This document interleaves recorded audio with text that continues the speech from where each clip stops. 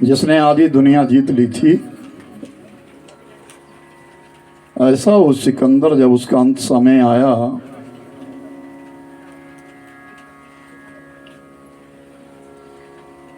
तो अपने कुछ सेवक नजदीक बुलाए, कहा मरने वाले की इच्छा को पूर्ण करना चाहिए, मेरी कुछ इच्छाएं कहो। जब मेरा जनाजा निकले, जब मेरी वैकुंठी तैयार की जाए, मेरी शैया तैयार की जाए,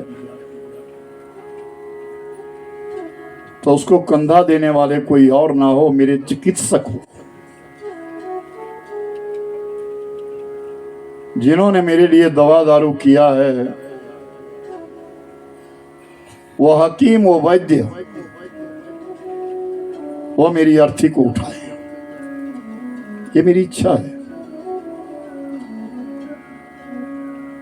और दूसरी मेरी इच्छा है कि जो मेरी वैकुंठी बनाई जाए, उस समय मुझे कपड़े में लपेट लिया जाए, मेरे दोनों हाथ बाहर खुले छोड़ दिए जाए। और जब मेरी शव यात्रा निकले, जब जनाजा चले,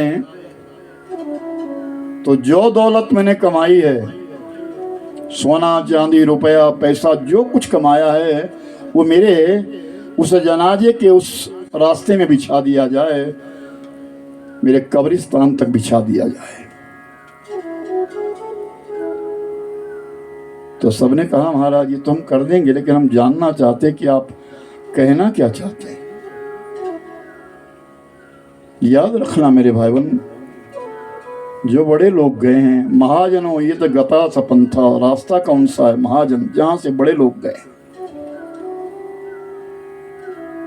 अपने बुजुर्गों के पास थोड़ी देर बैठ करके यह अनुभव हो जाता है कि हम जा कहां रहे हैं। सिर के बाल सफेद ऐसे नहीं, अनुभव से होते हैं। अपने बड़े बुजुर्गों के पास थोड़ी देर बैठ लेना चाहिए, उनकी कोई बात सुन लेनी चाहिए।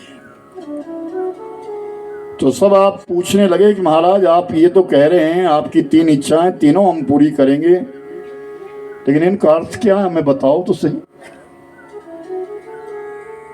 तो सिकंदर कहने लगा, जिसने आधी दुनिया जीत ली थी,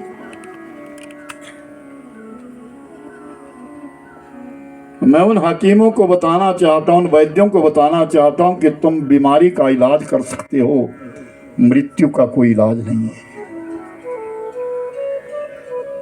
मौत का कोई इलाज हो ही नहीं सकता।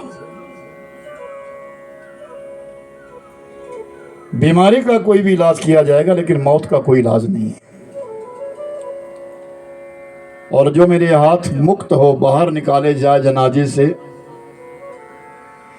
वो मैं दुनिया को संदेश दे रहा हूं कि आधी दुनिया मैंने जीत ली है, लेकिन मैं आज मुक्त हाथों से, खाली हाथों से जा रहा हूं।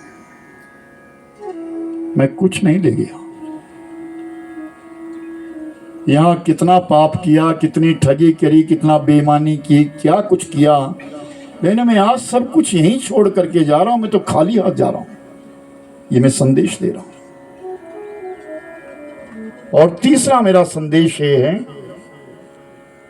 कि जिस दौलत के पीछे मैंने हजारों लाखों लोगों को मार दिया, काट दिया, वो दौलत आज मेरे किसी काम की नहीं है। मैं तो जा रहा हूं, वो मेरे जनाजे के रास्ते में डाल दी जाए कि दौलत किसी काम नहीं है, ये जीती जीती है। हमारे लिए धन की आवश्यकता है, ऐसा नहीं कोई जिसको धन की आवश्यकता नहीं है, सबको धन की आवश्यकता है, लेकिन इस जीवन को जीने के लिए।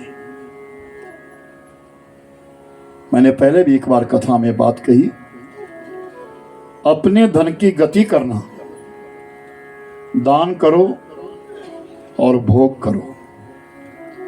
अपने लिए सदुपयोग करो, मकान बनाओ, अपने बच्चों को पढ़ाओ लिखाओ, अच्छे वस्त्र पहनो और सौंदर्यकरण के लिए चारों तरफ भ्रमण करो, तीर्थ यात्रा करो और उससे जो धन तुम्हारा बच जाए वो अपने बच्चों को सौंप दो। अपने जाने की तैयारी करो।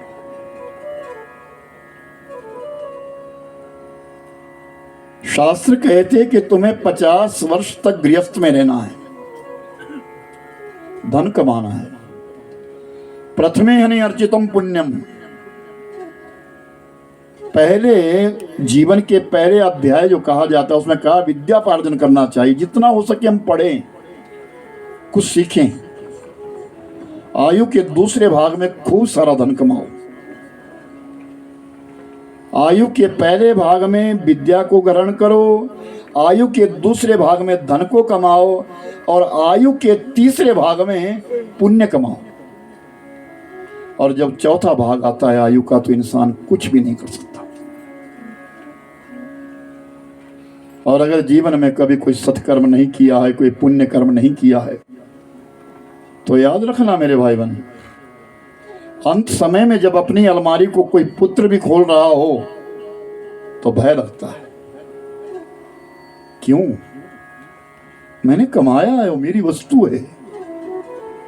इसलिए कहा गया है कि बचपन से ही, जवानी से ही देने की क्रिया प्रारंभ रखो।